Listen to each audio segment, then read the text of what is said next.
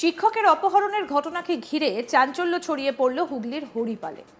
জানা গিয়েছে, হুগলির হরিপালের বন্দিপুর মিত্রপাড়ার বাসিন্দা তথা বিদ্যালয়ের শিক্ষক দেবকুমার দাসকে অপহরণ করা হয়েছে বলে অভিযোগ দায়ের করেন তার স্ত্রী। 15 লাখ টাকা মুক্তিপণও দাবি করা হয়েছে বলে জানা যায়। নির্দিষ্ট অভিযোগের ভিত্তিতে তদন্তে নেমে মোবাইল ফোনের টাওয়ার ট্র্যাক করে মধ্যপ্রদেশগামী চম্বল এক্সপ্রেস থেকে দেবকুমারকে উদ্ধার করে পুলিশ।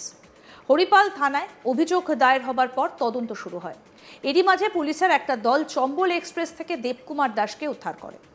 গোটা বিষয়টা কিভাবে ঘটল তা বিস্তারিত জানিয়েছেন তারকেশ্বর জোনের সার্কেল ইন্সপেক্টর প্রশান্ত চ্যাটার্জি। কি বলছেন প্রশান্ত চ্যাটার্জি, শুনব। 4/7/2025 অর্পিতা দাস নামক একজন ভদ্রমহিলা, ওনার বাড়ি বন্দিপুর মিত্রপাড়াতে, উনি হরিপাল থানায় আসেন এবং একটা অভিযোগ দায়ের করেন যে ওনার স্বামী দেবকুমার দাস, বয়স আনুমানিক 38-39 বছর, তিনি 3:30টার সময় বাড়ি থেকে বের হয়েছেন তারকেশ্বর যাওয়ার কথা বলে, এবং মোটামুটি রাত্রি 9:15 বা 9:30 অবধি তিনি মিসিং।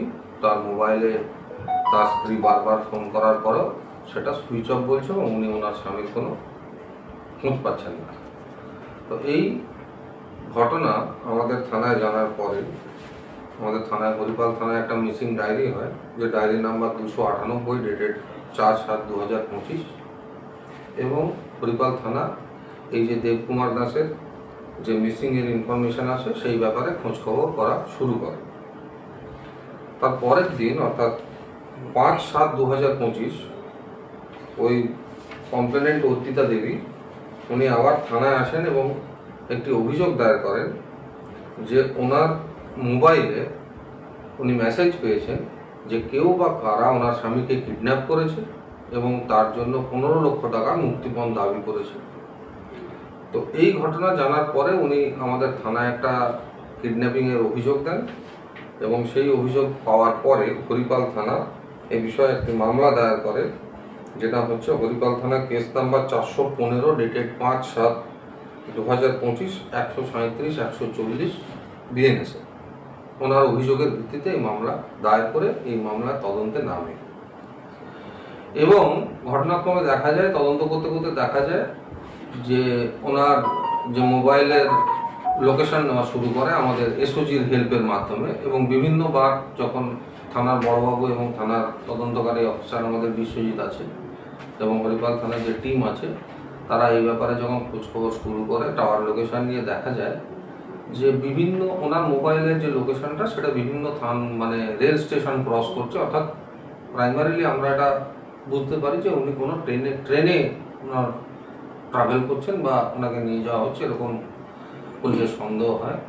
তো এসওজির হেল্প নিয়ে বিভিন্ন টাওয়ার লোকেশন নেওয়ার পরে এবং রেলের সঙ্গে যোগাযোগ করে আমরা মোটামুটি একটা সাসপেক্টেড ট্রেনের লিস্ট করি যে কোন কোন ট্রেন প্রবাবল হতে পারে, এবং হরিপাল থানার বড়বাবু এবং আয়ও বিভিন্ন জায়গায় খোঁজখবর করে তারপরে কয়েকটি ট্রেন আমাদের তালিকাভুক্ত করা হয়, এবং সেই সময় জানা যায় যে আমাদের ধনেখালি থানার যে একটা টিম, পিএসআই পলাশ দে এবং টিম, তারা অন্য একটা কেসের তদন্তে তারা গোয়ালিয়র যাচ্ছিল, এবং তাদের সেই টিম সেই লিস্টেড যে ট্রেনসগুলো ছিল তার মধ্যে একটি ট্রেনে ট্রাভেল করছিল।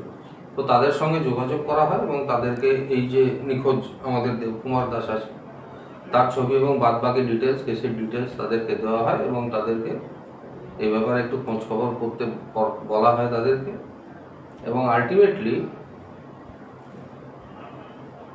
মথুরা চম্বল এক্সপ্রেস ট্রেনে ঝাঁসির কাছে আমাদের এই দেবকুমার দাস যিনি মিসিং ছিলেন তাকে পাওয়া যায়, এবং হরিপাল থানা তাকে ঝাঁসি থেকে, আয়োজক বিশ্বজিৎ আছে, ঝাঁসি থেকে টিম তাকে উদ্ধার করে নিয়ে আসে, এবং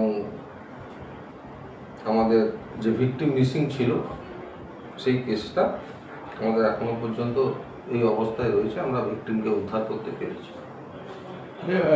ভিকটিমকে কি এখানে থেকেই ছেড়ে দেওয়া হবে না কোর্টে পাঠানো? না, আমাদের যে লিগাল প্রসিডিওর আছে সেই অনুযায়ী আমরা তাকে জিজ্ঞাসাবাদ করব। এই ঘটনার সাথে যদি কেউ যুক্ত থাকে, অ্যাকচুয়ালি কী ঘটনাটা ঘটেছে, ডিটেলড ইন্টারোগেশনের ব্যাপার আছে, সেটা আমাদের কমপ্লিট হওয়ার পরে আমরা তাকে কোর্টে পাঠাবো, এবং তার পরবর্তীকালে যেরকম আমাদের অফিসিয়াল প্রসিডিওর আছে সেগুলো কমপ্লিট করার পরে আমরা ওনাকে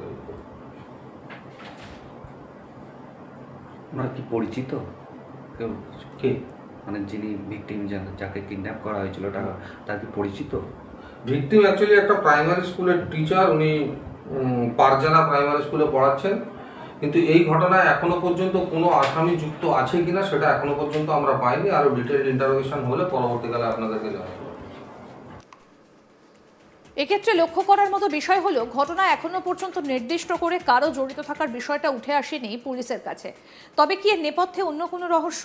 এই প্রসঙ্গে সূত্র মারফত জানা যাচ্ছে বাজারে বেশ কিছু ঋণ ছিল দেবকুমারের। তবে কি সেই টাকা জোগানোর জন্য নিজেই কোনো প্ল্যান করেছিলেন ওই শিক্ষক? প্রশ্ন উঠছে বিভিন্ন মহলে। গোটা বিষয়টাও খতিয়ে দেখছে পুলিশ।